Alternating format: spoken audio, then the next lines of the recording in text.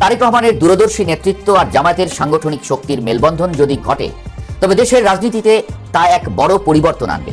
ফলে বিশ্লেষকরা মনে করেন, নির্বাচনের ফলাফল আসার আগে এই সখ্যতা কেবল মুখেই সীমাবদ্ধ থাকতে পারে। ভোটের মাঠে কে কতটুকু আসন পায় তার উপরই নির্ভর করবে তারা কি 2001 সালের মতো ভাই ভাই হয়ে দেশ চালাবে, নাকি একে অপরকে চ্যালেঞ্জ জানিয়ে সংসদে বিরোধী দলের ভূমিকা পালন করবে। এই দুই দলের মধ্যকার অতীত সম্পর্কের টানাপোড়েন এবং বর্তমান রাজনৈতিক স্বার্থের সংঘাত আগামী কয়েক মাসে আরও স্পষ্ট হবে। তারেক রহমান কি তার সর্বোচ্চ নেতৃত্বের পদে থেকে জামায়াতকে সাথে নিয়ে নতুন এক অধ্যায় শুরু করবেন, নাকি বিএনপি একক শক্তিতেই পথ চলবে? এই প্রশ্নের উত্তরই নির্ধারণ করবে বাংলাদেশের আগামী 5 বছরের ভাগ্য। তারেক রহমান এখন বিএনপির সর্বোচ্চ নেতা।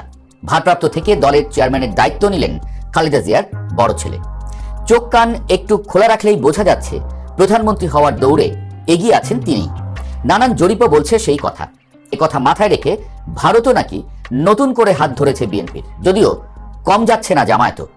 মাঝে কিছুটা ঝিমিয়ে পড়লেও জকসু নির্বাচনে শিবিরের নিরঙ্কুশ বিজয়ের পর আবারও আলাপে জামায়াতের জনপ্রিয়তা। তবে এবার যে আলাপটা বেশি চলেছে সেটা হলো ঝুঁকি নাকি নিতে চাচ্ছে না কোনো দলই।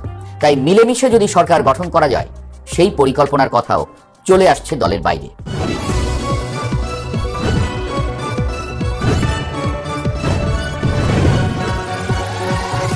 বিএনপি জামায়াত কি আসলেই মিলেমিশে দেশ চালানোর পরিকল্পনা করছে? করলে সেটা কিভাবে? দীর্ঘদিনের পুরনো মিত্র, রাজপথের আন্দোলন, এরপর একটা লম্বা সময় ধরে চলে আসা শীতল সম্পর্ক, সবকিছু মিলিয়েই এখন দেশের মানুষের মনে প্রশ্ন উঠছে, দুই দল কি আবারও সেই পুরনো দিনগুলোতে ফিরে যাচ্ছে, নাকি তারা কেবল প্রয়োজনেই কাছাকাছি আসছে? বিশেষ করে তারেক রহমানের বিএনপির সর্বোচ্চ নেতৃত্বের আসনে আসীন হওয়া এবং জামায়াত আমিরের সাম্প্রতিক বক্তব্যগুলো রাজনৈতিক অঙ্গনে নতুন করে উত্তাপ ছড়িয়েছে।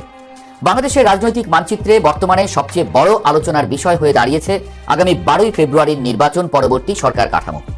একদিকে জামায়াত ইসলামী চাইছে একটি জাতীয় সরকার যেখানে সব দলের অংশগ্রহণ থাকবে, অন্যদিকে বিএনপি অটল রয়েছে তাদের জাতীয় ঐক্যমত্যের সরকার গঠনের সিদ্ধান্তে।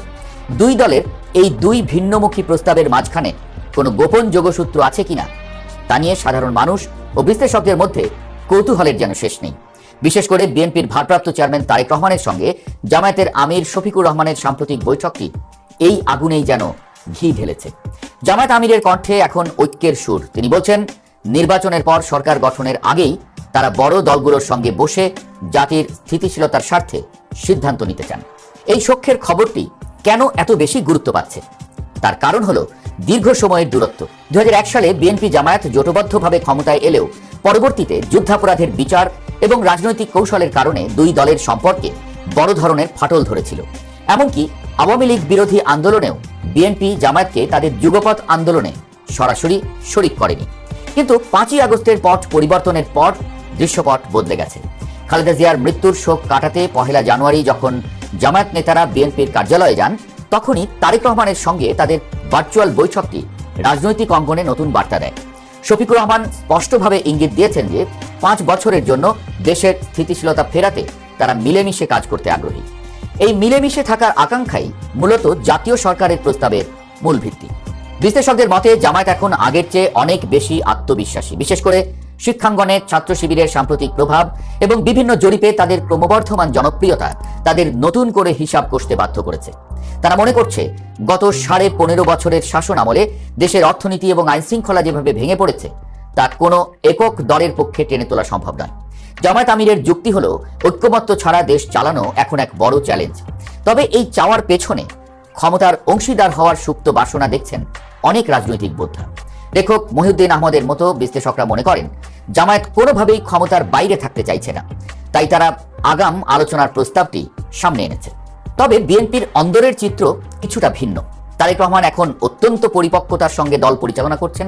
বিএনপি মনে করে যদি সব দল মিলে সরকার গঠন করে তবে দেশে কোনো কার্যকর বিরোধী দল থাকবে না, যা গণতন্ত্রের জন্য শুভ নয়। বিএনপির স্থায়ী কমিটির নেতা সালাউদ্দিন আহমদের বক্তব্যেও সেই কঠোর অবস্থানের প্রতিফলন দেখা গেছে।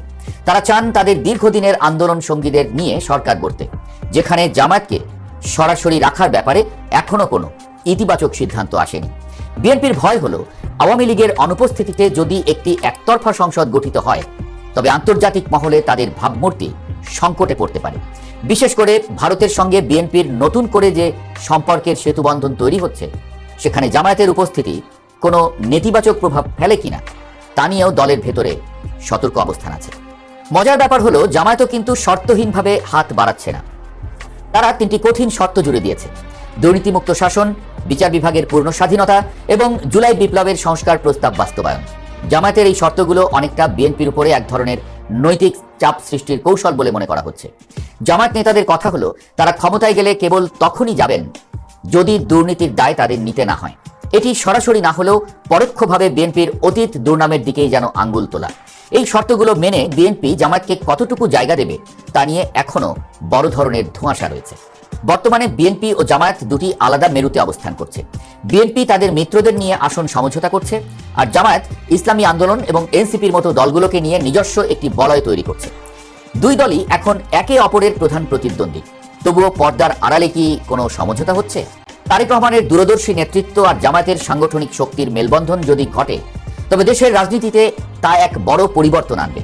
ফলে বিশ্লেষকরা মনে করেন, নির্বাচনের ফলাফল আসার আগে এই সখ্যতা কেবল মুখেই সীমাবদ্ধ থাকতে পারে। ভোটের মাঠে কে কতটুকু আসন পায় তার উপরই নির্ভর করবে তারা কি 2001 সালের মতো ভাই ভাই হয়ে দেশ চালাবে, নাকি একে অপরকে চ্যালেঞ্জ জানিয়ে সংসদে বিরোধী দলের ভূমিকা পালন করবে। এই দুই দলের মধ্যকার অতীত সম্পর্কের টানাপোড়েন এবং বর্তমান রাজনৈতিক স্বার্থের সংঘাত আগামী কয়েক মাসে আরও স্পষ্ট হবে। তারেক রহমান কি তার সর্বোচ্চ নেতৃত্বের পদে থেকে জামায়াতকে সাথে নিয়ে নতুন এক অধ্যায় শুরু করবেন, নাকি বিএনপি একক শক্তিতেই পথ চলবে? এই প্রশ্নের উত্তরই নির্ধারণ করবে বাংলাদেশের আগামী 5 বছরের ভাগ্য।